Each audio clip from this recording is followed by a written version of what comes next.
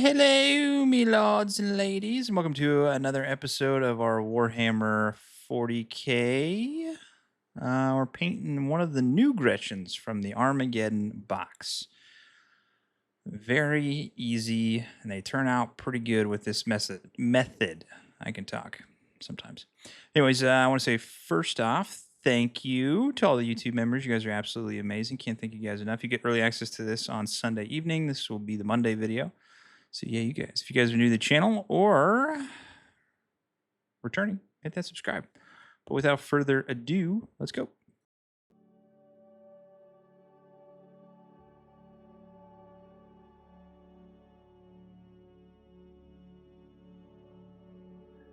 All right, couple methods with this. What I mean by that is obviously you're going to build your miniature. I spray paint it in black and then white from above, so very subtle darkness underneath that white. Now you can put your base paste down if you would like before priming it, or you can do what I'm doing here. Either or will suffice. So for all of our goblin skin, we are going to be doing some Orruk Flesh.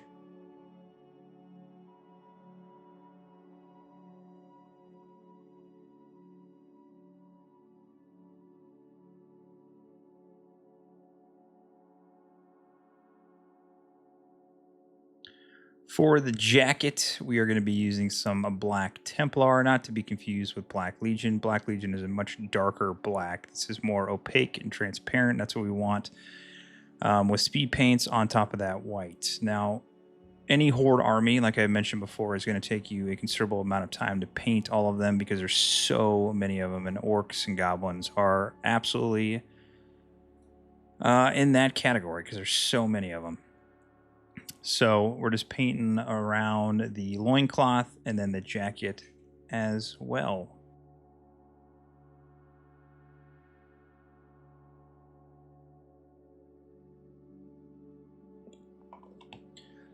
All right, for the wraps around the ankles, and then there is a wrap around the sword. We're going to be using some Mournfamg Brown, and we're also using this on the belt as well. Use a very small brush, smallest one you got. This is a little bit bigger than I should have been using for this. I should have been using a little bit more fine point, but I just, whatever. So there is like, it looks like 40 millimeter grenades on this goblin's belt. It's actually pretty cool looking. But yeah, we're just trying to carefully do that, and then obviously carefully get it around that belt buckle area as well. And then I'm just filling in on that sword handle as well.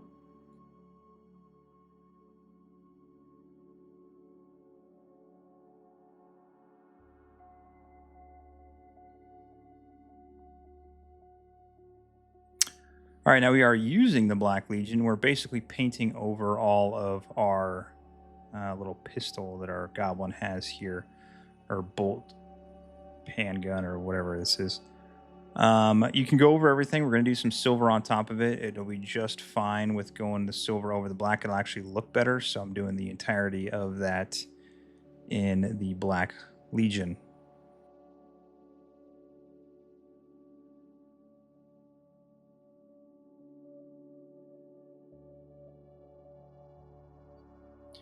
I am also doing this on all of the little goblin nails. So you can see I switched to a much finer point brush here. And these are my favorite brushes. These are Rosemary & Co. brushes that I can no longer get, the Sable brushes. They banned them in the United States. Just times I don't understand what is going on.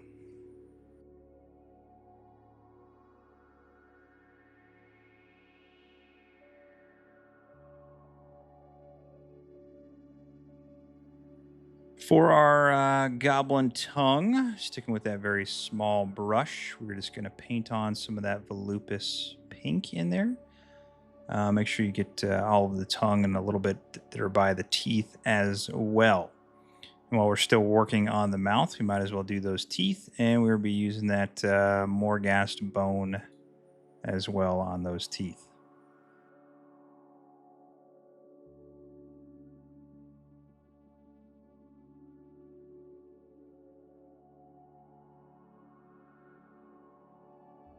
All right, for the metallics, we're going to be using some Iron Warriors. We're going to use this on the sword, which also includes the hilt of the sword.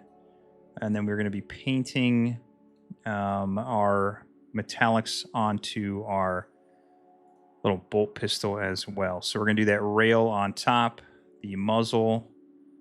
I think that's the receiver brake coming out. I'm not sure.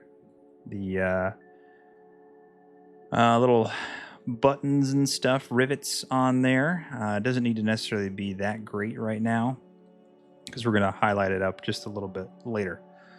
All right, for the hilts, we are going to be using some of that Retributor Armour. This is also going to go on the star necklace on the chest as well. And then while you're finishing this up, we only got one more base color, and that will be Castellax Bronze that you're about to see. And we're going to use this on all of those little 40mm grenades. I don't know, he's got grenades, but he doesn't have a grenade launcher. Kind of weird. And then we'll be moving on to the wash step.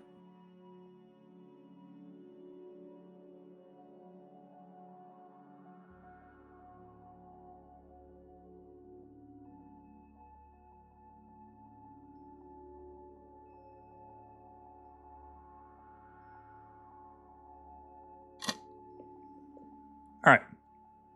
For all of our goblin skin, we're going to cover this thing in some Athenian Camoshade. Now, you'll probably notice that it pooled up a little bit in the eyes. We'll fix that. You don't want it to pool. You just want it to go over it, create that depth in the recesses, and then we'll paint over it again here in the highlight step. But make sure you get all that pooling area moved around so it doesn't dry like that. You don't want very much pooling in shades or in contrast paints. It just does not make it look very good, and it's super hard to paint over. So, yeah. For our browns and golds and bronzes, we are going to be using some Agrax Earthshade real quick. And then once you'll see here in a moment, we're going to be going over all of our blacks and metallics in some Nulin Oil. And then let that dry, and we'll move on to the highlight step.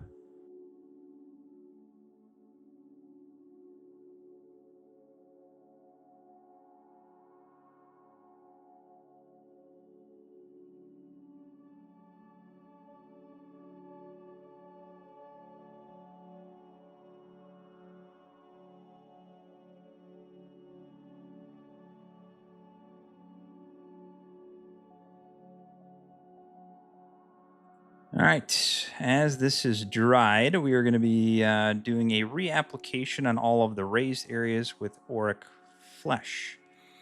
Now, this is non-negotiable, but you can tell that the Athenian Camoshade has added a lot of depth to this miniature. I have used Orruk Flesh, the contrast paint, and Biltan Green on these before. I think this is my favorite way of painting them. It doesn't make it too dark. It doesn't take too long to paint over the original skin like Biltan Green does.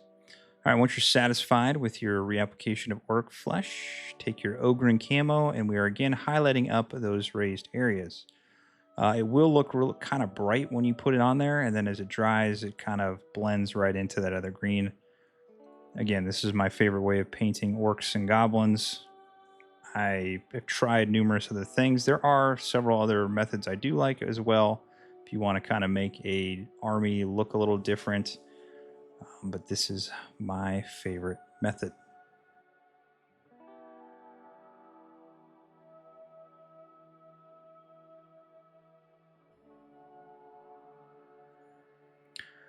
All right, for our little black areas, Black Legion areas, we're going to do some edge highlighting with a very sharp pointed brush.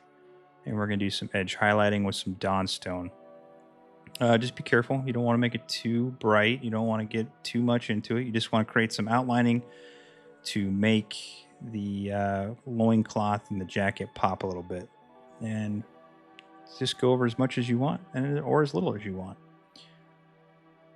For the brown areas, we're going to take some Skrag Brown and just get those raised areas. Do not get anything into the recesses. So that's the necklace and the belt and then the wraps on the sword and on the ankles as well.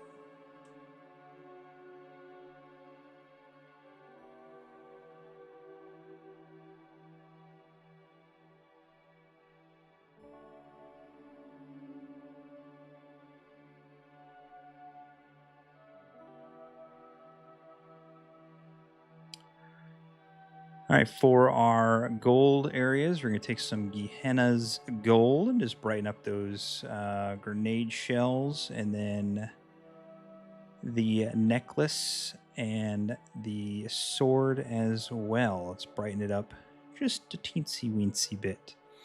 For the teeth, we're going to take some Screaming Skull and put that in there. You can also take the Screaming Skull and put it into the orbital or the eye sockets, because we're going to paint those up with some Baal Red here in a moment.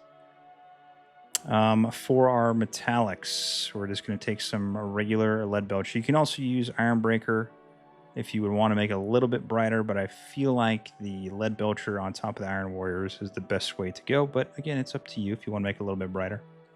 So we're painting all those rivets, the rail on top, the muzzle brake, the trigger guard, and then we are doing just the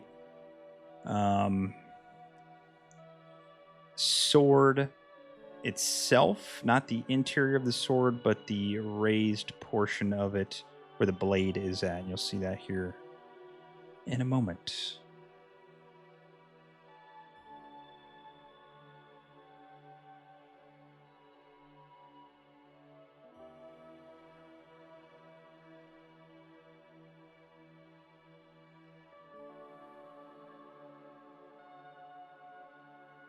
All right, so you can see that the eye sockets are white, and we're just going to put a little bit of Baal Red in there. What that's going to do is that's going to dry, and you'll have a little bit of white sticking out.